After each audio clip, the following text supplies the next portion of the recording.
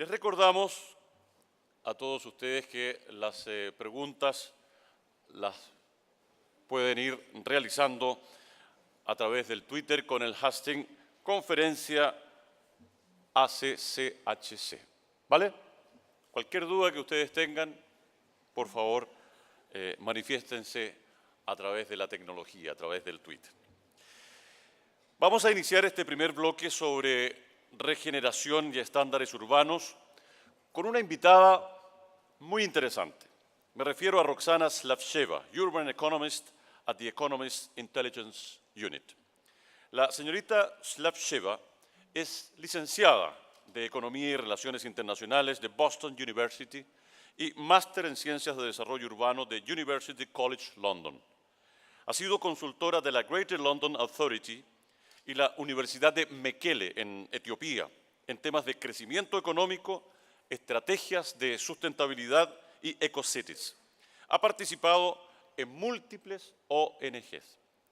Actualmente se desempeña como economista urbana en el Economist Intelligence Unit, la unidad de investigación del grupo The Economist, y es colaboradora de la Comisión Mundial sobre Economía y Clima. Recibimos a Roxanna Slavcheva.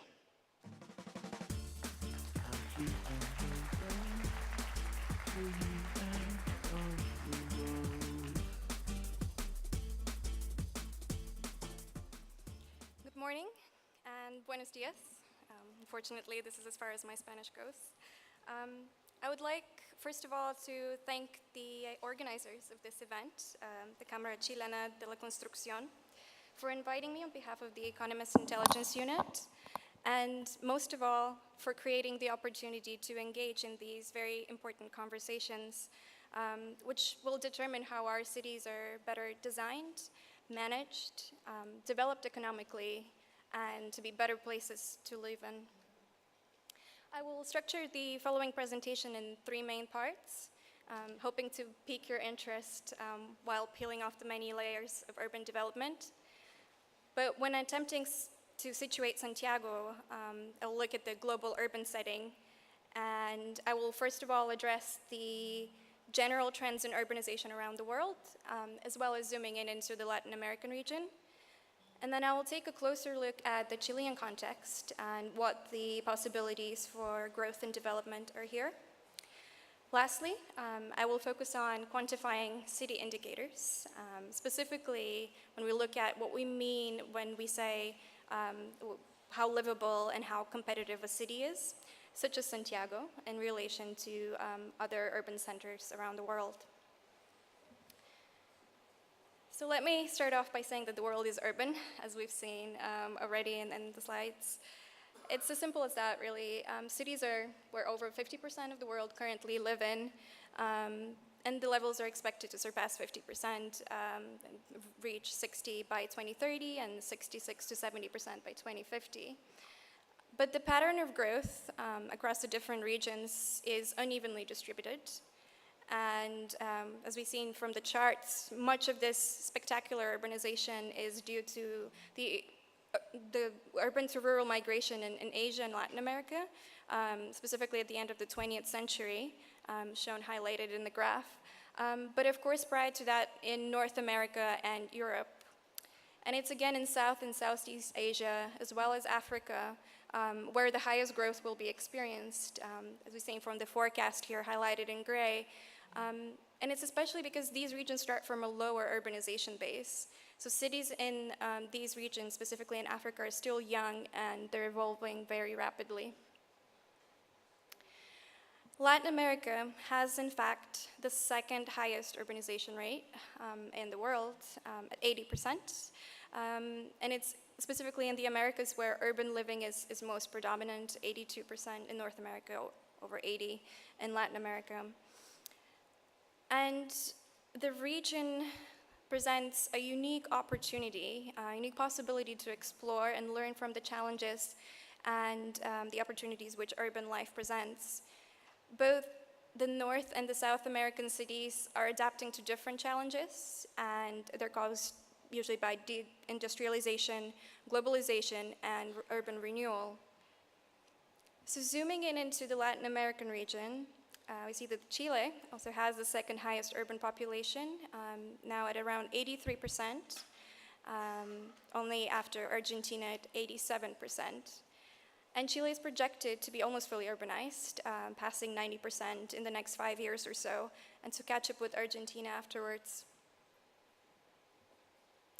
But where do the urban dwellers live?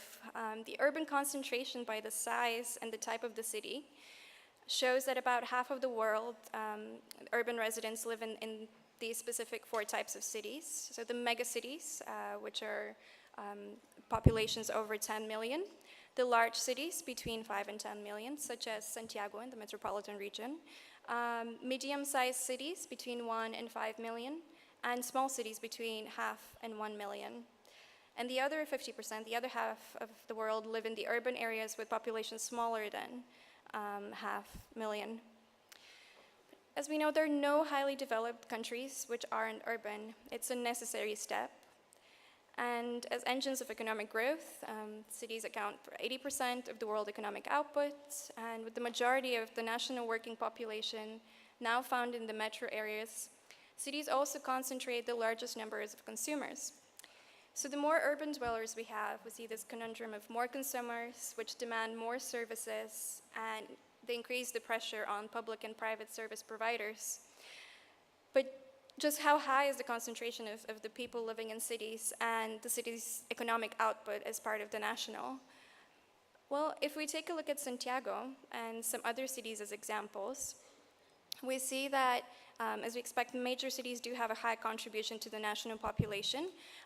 In countries with high levels of urbanization, such as Chile and Argentina, and just 2 cities in Chile, Santiago and Valparaiso, will continue to add up to around 40% of the total population in the country out to 2030, compared to 4 cities, just 4 cities, 44% in Argentina, and the 6 largest cities in Brazil, just 26% of the total national population.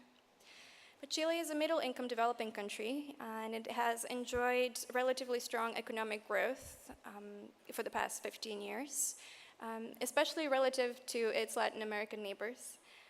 Santiago concentrates a large share of the national population, but also economic activity, and it continues to experience urban expansion. So it's especially at income level where the dominance of cities is felt in a national context. If we take a look at one of the fastest growing Asian cities in the world, for instance, the population of the 4 major Indonesian cities, Jakarta, Surabaya, Medan, and Bandung, they amount to under 1/4 of the total country population, but their contribution on personal disposable income level is more than half. So in Chile, the 2 main cities, Santiago and Valparaiso, now account for 58%, which is set to increase to 65% of the personal disposable income by 2030. And in Argentina, the 4 cities account for 61%, and Brazil, 6 cities for 41%. Cities in Chile are mature and developed cities. Santiago ranks among the cities with the real per capita, not per household, but per capita disposable income of over $10,000. So it's around $13,000 now, and just shy of $20,000 in 2030, averaging a real growth rate of 3%. And the problems which Chile's largest cities are facing are, of course, unique. One example is earthquake preparedness. But the cities do have common challenges with many other global cities. Across the Latin American region, so we see here pictured in this graph, income levels of over $20,000 per person, which is the forecast level of Santiago, as we said, in 15 years, will be highly concentrated in cities in Argentina and Brazil, as we see here by the size of the bubble on the chart, on the map. But in fact, these are the places which will attract the biggest investments due to their favorable demographics, especially the observed trend of high population growth and a young age dependency ratio relative to the entire population. So this is why Santiago's rank, as we see here, is about average. Out of 48 cities, it ranks 20th in the region, and it has a market growth rate of 5.4% from the previous 5 years. And it's because approximately half of productivity growth depends on population growth. So productivity is an area where cities with lower population growth will be at a disadvantage. A city's ability to switch off to different sources of growth will be crucial in that case. For more advanced economies, for instance, the gains from increased research and development spending and investment will also be limited, and overall growth will remain low in light of the drag of the demographics. But while demographics and income are weighted quite high, if we look at the overall attractiveness and competitiveness of a city, because these are the determinants of future market growth, we see that the overall business environment, defined as the ease of doing business within a city on national level, based on the national level policies, can also have significant impact on the opportunity to enter and to grow within a specific target urban market. So if we add an extra layer here, as pictured on the y-axis, we see growth and percentage growth, and the x-axis is actually the concentration percentage. Santiago moves up the ranking from 20th place, we saw on the previous slide, to 11th place, and this is just due to its well-developed business environment, the infrastructure, the openness to investment, favorable financing, and the tax regimes, among other indicators, which place the city in the top of its region, actually. So policies in place are definitely not to be downplayed. So looking at the overall business environment in Chile as a whole, the Chile, in fact, ranks globally as the 13th most favorable country out of the 82 countries in which to do business. So the country ranks best in its policies for encouraging an environment for foreign investment and for fostering private enterprise and competition, as we see here highlighted in red. And it's especially so when compared to its regional competitors, as we see in Brazil, Colombia, and Argentina. The area where it still needs improvement is creating market opportunities. And this is, again, an area, of course, where Chilean cities can benefit greatly as well in order to increase their competitiveness. And while competitiveness is a holistic concept, economic size and growth do matter, but we see that several other factors determine a city's competitiveness. These include its business and regulatory environment, its institution, quality of human capital, cultural aspects, and the quality of the environmental governance. And these factors not only help a city to sustain high economic growth, but also to secure its future competitiveness. So against this backdrop, we have defined a city's competitiveness as its ability to attract capital, businesses, talent, and visitors on the basis of the indicators I previously mentioned. So the 2025 City Competitiveness Index by the Economist Intelligence Unit benchmarks the competitiveness of 120 global cities today and in 2025. So Santiago ranks 60th in the overall index. It's the second most competitive city in the region after Sao Paulo, which is 36th. And Santiago's competitiveness improves on the back of its growing economic strength, and the city's population is expected to grow because of that to 7.1 million by 2030. The city scores better than in any other category on the quality of its physical capital, as well as human capital, and it benefits from a well-developed telecommunications infrastructure and commerce. Santiago also scores well, as we said, on the human capital category, but it needs improvement. It needs to take steps to mitigate the category on its relative isolation, which is currently reflected in its limited global appeal, and it's ranked 65th in that particular category. So while New York continues to rank as the most competitive city, as we see here, and it aspires to remain so in the next 10 plus years, it's not necessarily the case that it is also the most livable city, as we'll see. And the concept of livability is simple, but assessing livability is quite complex. Livability looks at which locations around the world provide the best and the worst living conditions. But assessing livability has a broad range of uses. For instance, benchmarking perceptions of development levels, or just assigning a hardship allowance as part of an expatriate relocation packages. The EIU's livability ranking quantifies the challenges that might be presented to an individual's lifestyle in 140 cities worldwide. And each city is assigned a score of over 30 qualitative and quantitative factors across the 5 broad categories, which are stability, healthcare, culture and environment, education and infrastructure. And each factor in each city is rated as acceptable, tolerable, uncomfortable, undesirable, or intolerable. And the report, in fact, considers that any city with a rating of above 80 or above will have few, if any, challenges to living standards.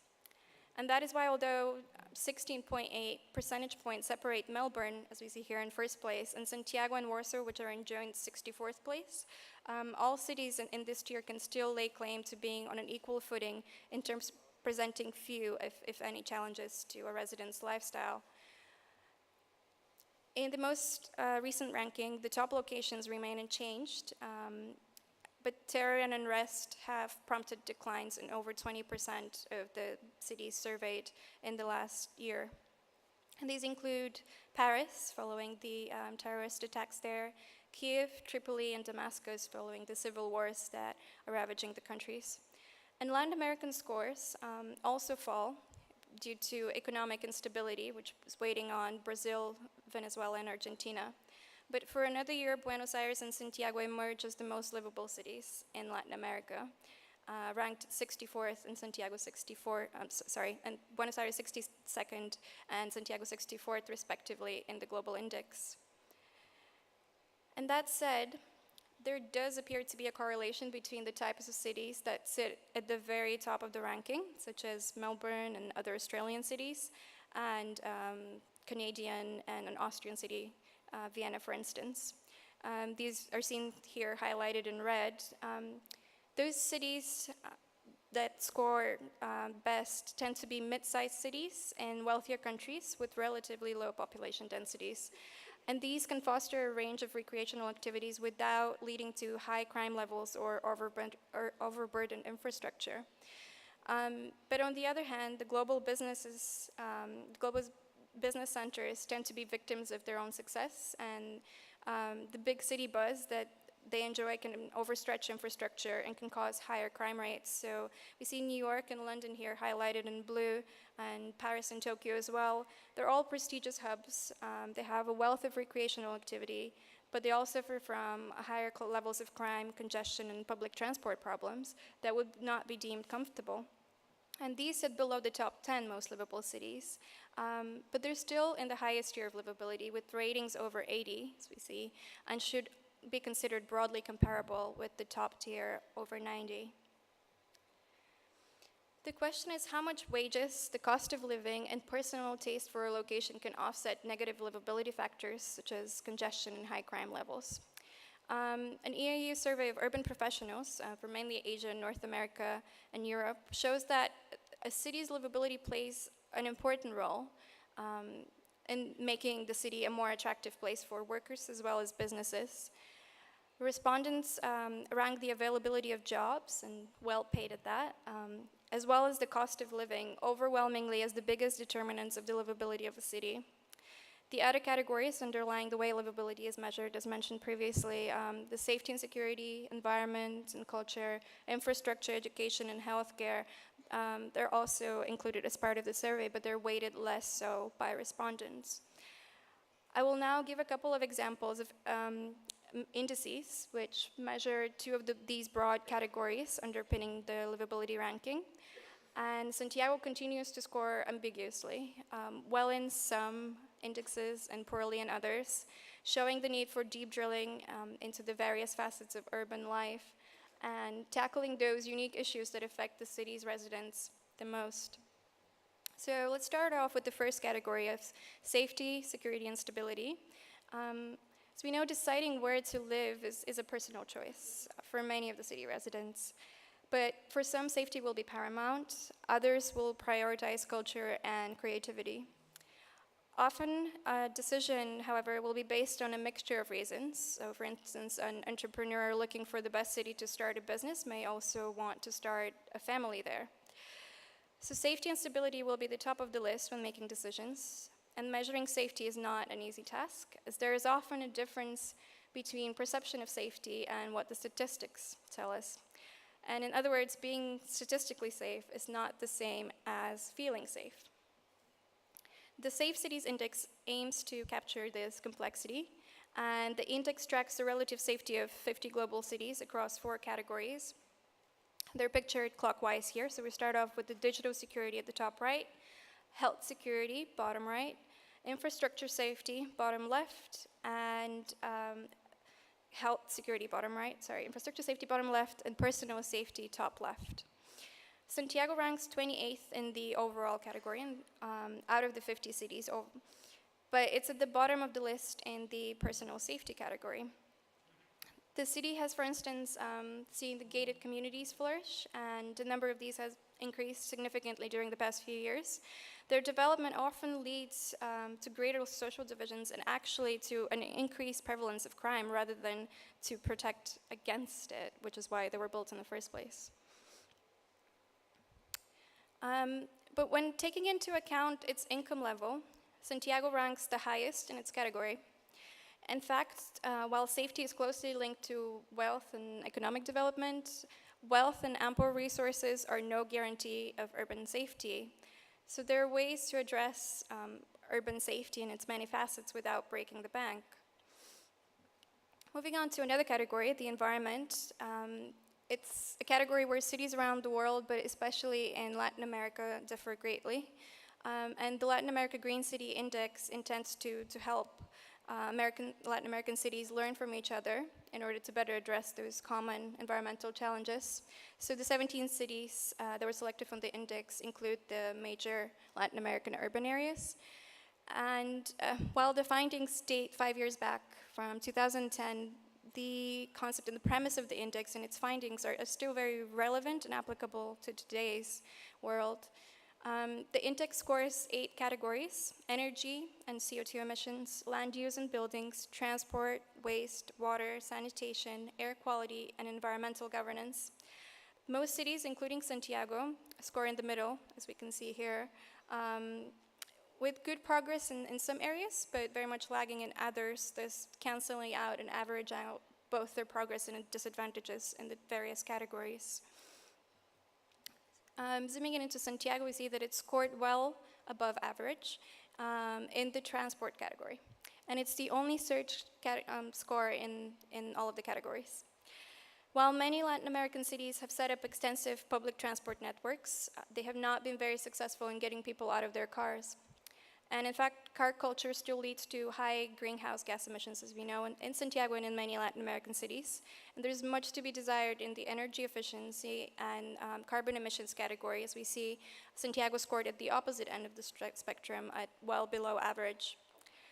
Generally, Latin American cities have been facing a number of serious environmental challenges, and they have required immediate attention, as we know, such as dealing with natural disasters. But this has shifted the focus away from a more strategic perspective on environmental issues. This ad hoc approach is reflected by the index, so we saw that some cities perform well in some categories and poorly in others. So Santiago is a good example.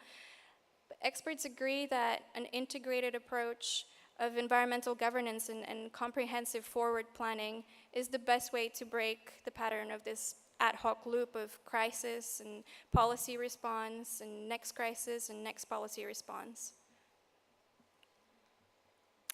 So previously, I mentioned that the most livable cities tend to be those with higher incomes and lower densities. But an index was created to address this trend and to look at specifically densities and cities. It's called the Spatial Adjusted Livability Index, which was part of the Best Cities Index report. And the dense urban environment and availability of public space were determined as some of the key components of what makes cities the best in the aptly named Best Cities Index. The categories that comprise the special edition of this Spatially Adjusted Livability Index include 7 characteristics of cities.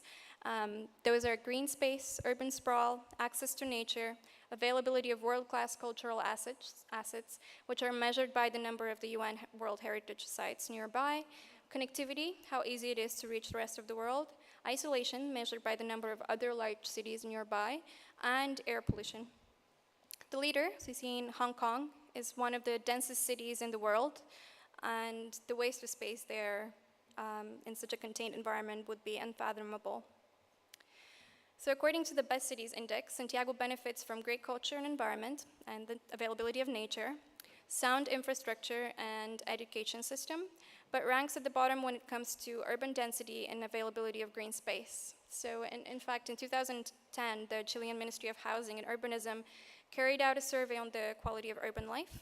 And when asked about the biggest problems in their neighborhood, respondents cited the lack of green areas as one of the main issues. So when we amalgamate the rankings of the global cities from several indices that the Economist Intelligence Unit has done in the past, from the livability to safe cities, cost of living, and the business environment ranking, and beyond, the position of Santiago's livability and competitiveness in relation to the other global cities becomes more apparent.